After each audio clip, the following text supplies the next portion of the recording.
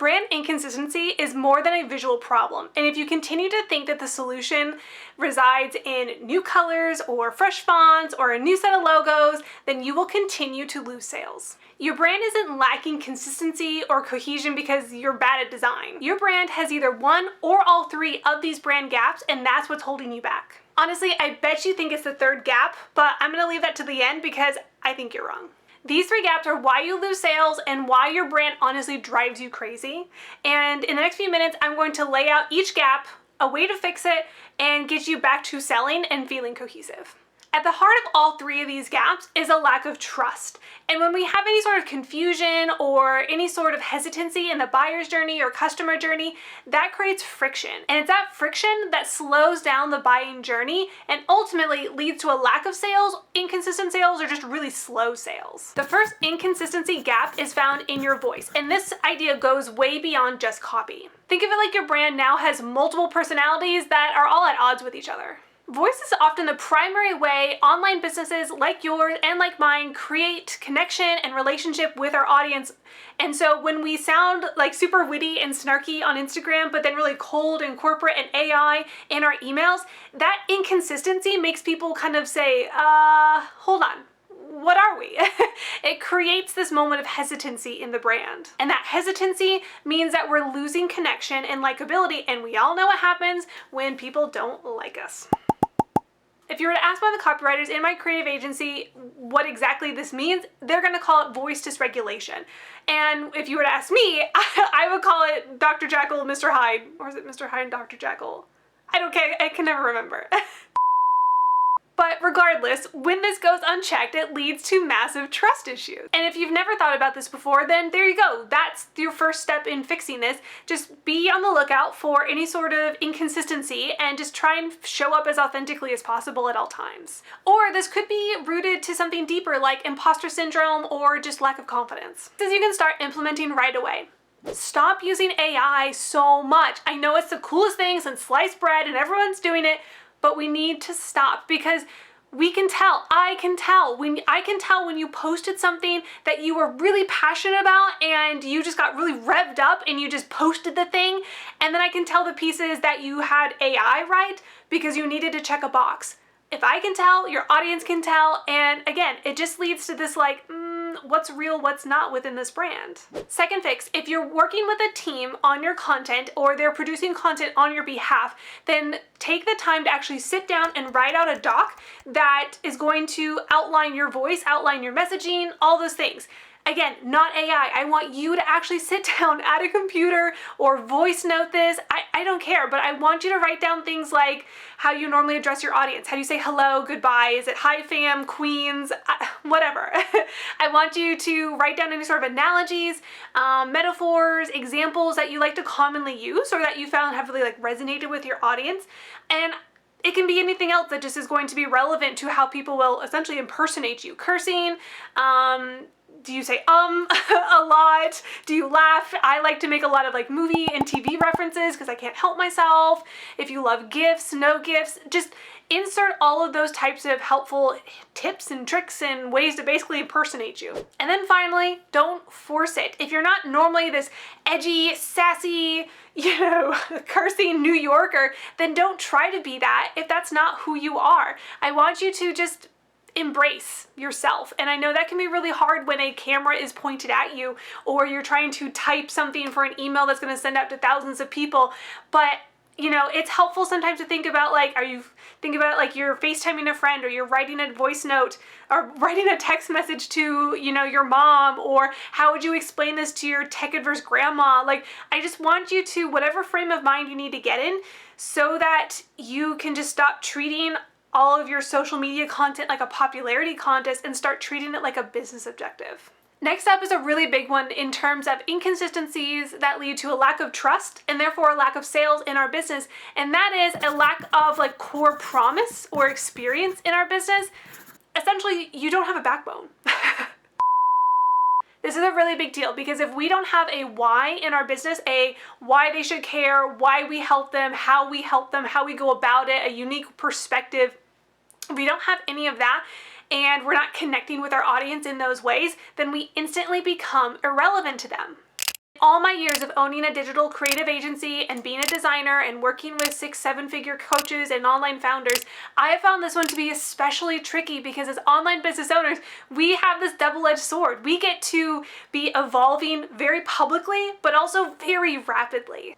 Because we don't have a team of like 50 people coming into the office online, a physical store location that can't just be picked up and moved, or we don't have hundreds of thousands of dollars sunk into packaging that's already been printed, you and I have the advantage to be able to move very quickly as an online business owner.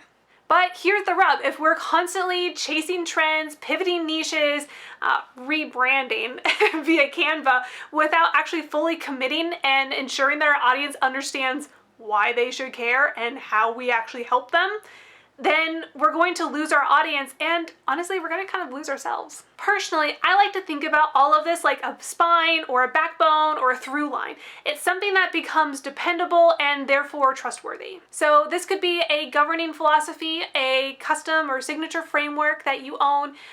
Essentially, it's your IP, right? It's that perspective that can only be found with you, that is like recognizable for you. It's this thing that, if we want to get really technical, is like an organizing principle. But it's essentially that key ingredient to your brand world. And it's why people are going to buy in. It's why they're going to care. And then ultimately, it's also going to directly connect to how you can help them. Because you care and you have this expertise, you can help them in this way. So if you have a piece of content or a new idea for a campaign, a new offer idea, you want to refresh your website, whatever it is in your business, if it does not directly relate to that backbone, to that governing philosophy in your business, then it needs to be shelved or archived or just deleted. If you have never sat down to actually work out a in-depth brand strategy, which is essentially the term that we're all circling right now, then that's what I need you to do. I need you to go back to basics. Again, you personally, not an AI bot, I want you personally to sit down, pen and paper, voice note on a walk, Google Doc, I don't care, but I want you to actually sit down, stand, walk, and work your way through the kind of governing principles, frameworks, signature, why people should care, why is it that you care. I want you to actually dig into essentially the heart of your business. And if you're kind of unsure about where to start in all this, or if you find that just Googling brand strategy brings up a lot, then you're actually in luck because I am starting to host and run monthly strategy intensives with me as your creative director. And within our couple-hour intensive, you get to actually walk away with exactly what you need to know about your business, how to set it up, what to fix, green lights, red lights, the whole shebang. Details on that are either going to appear on the screen, but you can definitely find them in the description. Make sure you sign up because we have limited seats, and once the seats are sold out, you have to wait another month. Okay, but in the meantime, if you want to do your own little self-audit, here's what I want you to do. I want you to screenshot the last 15 Instagram, Thread, X, LinkedIn, I don't care, social media post. I want you to take the last 5 emails that you sent and like the website homepage hero, that top section of your website, and either print them or put them all out as screenshots on your desktop. And I want you to ask yourself, do all of these point to the same idea, the same backbone, spine, governing principle, USP? I want you to ask yourself if they're all pointing in the same direction or if they're all pointing in other directions. Okay, that's going to instantly tell you, am I concise in what I'm trying to tell people across all the different platforms, or am I leading them in a lot of different directions? And yes, I get it. You have content pillars within Instagram and blah, blah, blah. But ultimately, that hill that you're willing to die on is going to sit above all of those other content pillars. So it doesn't matter if you're doing an attraction piece or a funny piece or an objection handling piece of content, or it's a specific pillar content piece. It doesn't matter. Ultimately, they all need to be able to backtrack to that USP, to that backbone in your business. The final gap, and the one that I was betting that you thought I was going to start out the gate with just because I'm a designer, is also the one that's probably the most noticeable, and that is visual inconsistencies. And look, I get it. It's the one that most business owners jump immediately to, okay? I've been doing this for over 10 years. I have a degree in graphic design. I understand, but just because it's the most obvious does not mean it's the one that's actually going to move the needle in your business. It just means it's the most noticeable part of your business right now.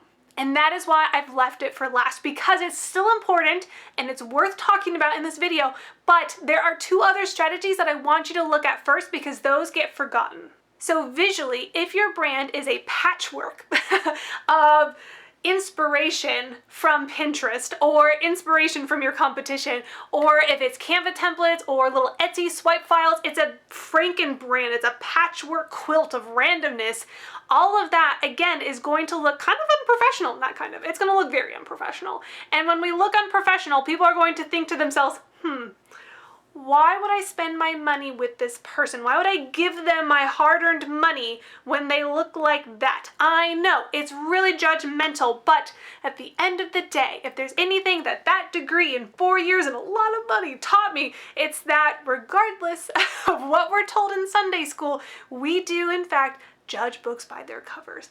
And our business and our brand is no different. So if things are constantly changing and drifting depending on the platform or the day or the season or who's at the helm or who's posting it, all of that looks super unprofessional. And all of that leads to confusion, which ultimately means they're not going to trust you and ultimately they're not going to buy from you. But look, I get it. You had to start somewhere, and that somewhere probably had a very low Fiverr budget. Okay, I get it, I do. But if you're here with me, then you are scaling, you are growing, you're looking to the next level, you're looking to shatter records in your business, and you're looking for growth and stability and sustainability. And I'm telling you right now, a patchwork Franken brand is not going to get you there. You need a brand that is built around the backbone, that brand strategy. You need one that is built around your vision, that's built around how you produce content, how you like to market. Are you an open cart, closed cart, or an evergreen system? All of those questions, whether it's the operations and the business, or whether it's you personally and personality and aesthetics, all of that needs to be customized into a brand for you so that you can be scaling with inconsistencies. Because as you scale with a patchwork brand and as you get bigger, the cracks in that foundation and the cracks in that patchwork quilt will only get bigger. And that will only lead to bigger and bigger problems down the road. So you need to make the investment now as you're in the scaling phase, because again, it's not going to last. It's not going to be sustainable. It's not going to get you there. So again, hear me when I say that templates and patchwork brands will not scale you to 7 figures. They do not give you momentum.